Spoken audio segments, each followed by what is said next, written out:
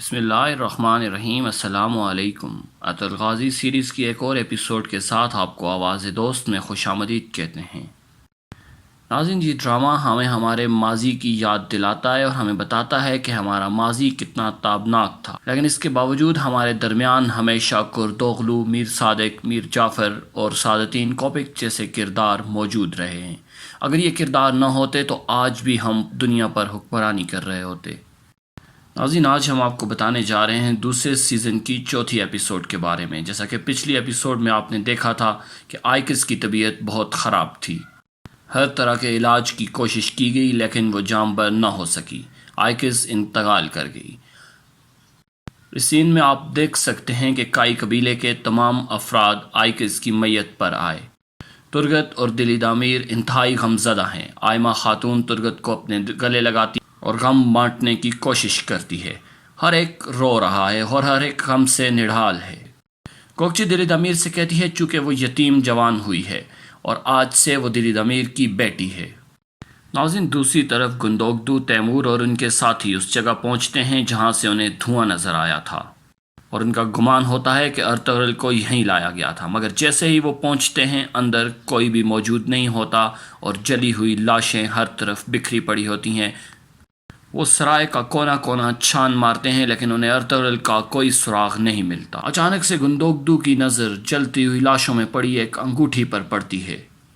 وہ پانی کی مدد سے آگ بجھا کر اس انگوٹھی کو اٹھاتا ہے اور وہیں غم سے نڈھال ہو کر بیٹھ جاتا ہے کیونکہ یہ انگوٹھی ارطغرل کی ہے، اور اس کے بعد وہ اپنے سب ساتھیوں کو بتاتا ہے کہ ارطغرل شہید ہو گیا ہے۔ یہ خبر ارطغرل کے ساتھیوں پر بجلی کی طرح گرتی ہے اور دہان بھی دھاڑیں مار مار کر روتا ہے۔ اس وقت ہر طرف غم کا عالم ہے۔ ارطغرل کے ساتھی جو کہ سمجھتے ہیں کہ وہ مر گیا ہے، اور دوسری طرف آئکس کی موت کا غم جس سے سارا قبیلہ نڈھال ہے۔ دلی دامیر آئکس کی قبر پر بیٹھا ہوتا ہے اور آئمہ خاتون آ کر اس کے پاس بیٹھ جاتی ہے۔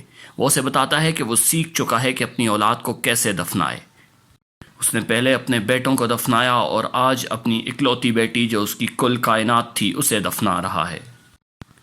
آئمہ اسے کہتی ہے کہ ہم کئی سالوں سے ہجرت کر رہے ہیں، ہم بہت سی زمینوں پر گئے، کئی ملکوں پر ہم نے ڈیرے ڈالے، ہر جگہ ہم نے اپنے بچے، اپنے جوان قربان کیے، اور میرا اللہ پر یقین ہے کہ ایک دن یہاں اسلام کا پرچم لہرائے گا۔ ہر خزاں کے بعد بہار ہے اور ہماری نسلیں یہ بہار ضرور دیکھیں گی۔ دلی دامیر آئمہ سے کہتا ہے کہ اس کے اپنے غم بھی بہت بڑے ہیں، جس پر آئمہ خاتون کہتی ہے کہ میں نے اپنے دکھ اپنے سینے میں چھپا لیے ہیں اور اس وقت یہ وقت ہے کہ مجھے اپنے قبیلے کے ساتھ کھڑا ہونا ہے۔ دوسری طرف سردار اپنے قبیلے کے بڑوں کو جمع کرتا ہے اور ان سے کائی قبیلے کے لیے کیے گئے انتظامات کے بارے میں جانتا ہے۔ وہ حکیم عاتق سے پوچھتا ہے کہ زخمیوں کی کیسے دیکھ بھال کی جا رہی ہے۔ حکیم اسے بتاتا ہے کہ زخمیوں کو ہر ممکن طبی امداد دی جا رہی ہے۔ سردار حکم دیتا ہے کہ جو لوگ کائی قبیلے سے آئے ہیں انہیں کسی قسم کی تکلیف نہیں ہونی چاہیے اور جو شہید ہیں ان کے جنازوں کا انتظام کیا جائے۔ قبیلے کے کچھ لوگ اعتراض کرتے ہیں کہ ہم اتنے زیادہ تعداد میں کائی قبیلہ کے لوگوں کا بوجھ کیسے اٹھائیں گے۔ سردار غصے میں آ جاتا ہے اور وہ ان سے کہتا ہے کہ ہمیں ان کے ساتھ کھڑا ہونا ہوگا، ہمیں ان کا غم بانٹنا ہوگا، کیونکہ آج اگر ان پر یہ وقت آیا ہے تو کل ہم پر بھی آ سکتا ہے۔ ہمیں مل بیٹھ کر یہ دیکھنا ہوگا کہ ہم کیسے منگولوں کا مقابلہ کریں گے۔ نایان کو اس کا ایک جاسوس بتاتا ہے کہ سعادتین کوپک نے پیغام بھیجا ہے کہ علاؤالدین اس کے لیے ایک لشکر تیار کر رہا ہے، جس پر نایان کہتا ہے علاؤالدین خود کو بہت ہوشیار سمجھتا ہے، آنے والا وقت ہمارا ہے۔ سلطان علاؤالدین کو ارطغرل کا صدمہ سب سے بڑا صدمہ پہنچے گا۔ ارطغرل اگر ہمارا ساتھ دے دے تو ہم اناطولیہ کا حکمران اسے بنا دیں گے اور وہ اسے گھٹنوں کے بل لے آئے گا۔ دوسری طرف نایان کے ساتھی مسلسل ارطغرل کے کاندھوں پر بوجھ اٹھائے اور اس کی آنکھوں پر پٹی باندھے اسے چلائے لے جا رہے ہیں۔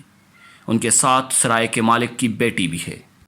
اتنے میں نایان کو پیغام بھجوایا جاتا ہے کہ ارطغرل پہنچ گیا ہے اور ان کی آنکھوں سے پٹیاں ہٹائی جاتی ہیں۔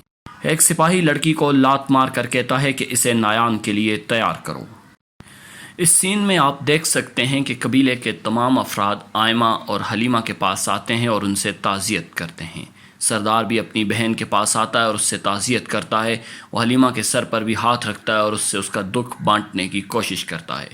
حلیمہ روتے ہوئے کہتی ہے کہ میں نے ہمیشہ دعا کی کہ ارطغرل پر آنچ بھی نہ آئے، مگر انہوں نے اسے زندہ جلا دیا۔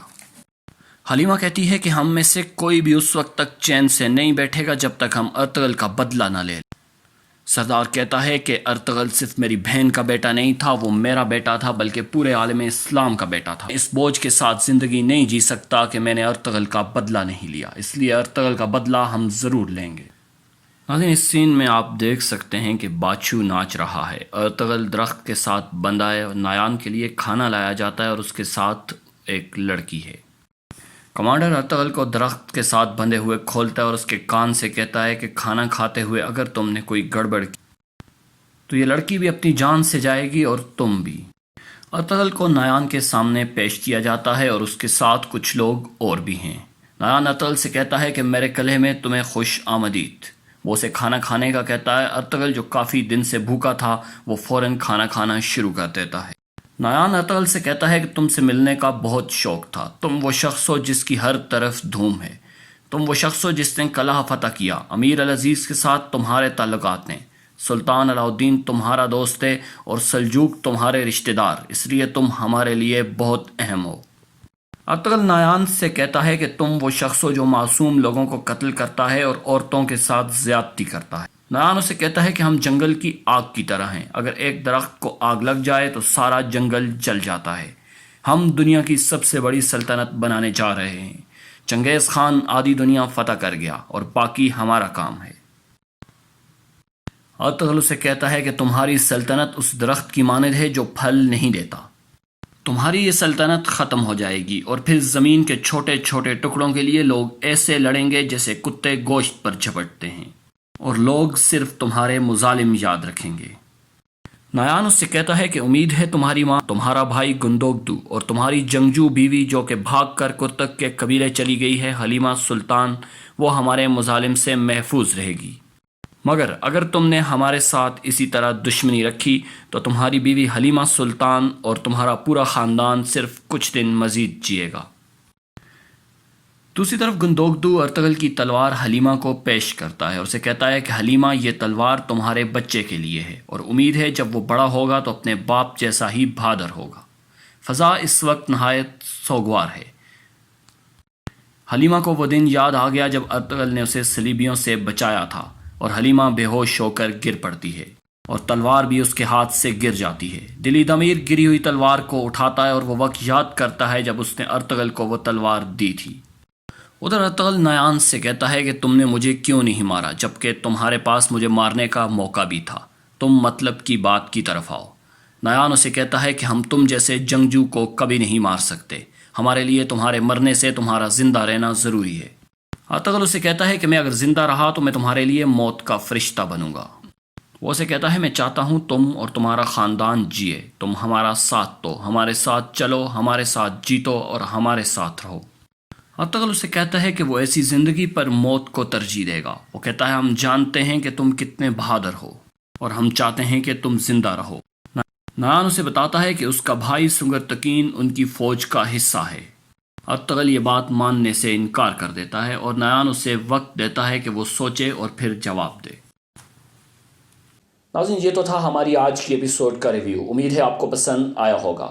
مزید ایپیسوڈز کے ریویو دیکھنے کے لیے ہمارا چینل آواز دوست ضرور سبسکرائب کیجیے۔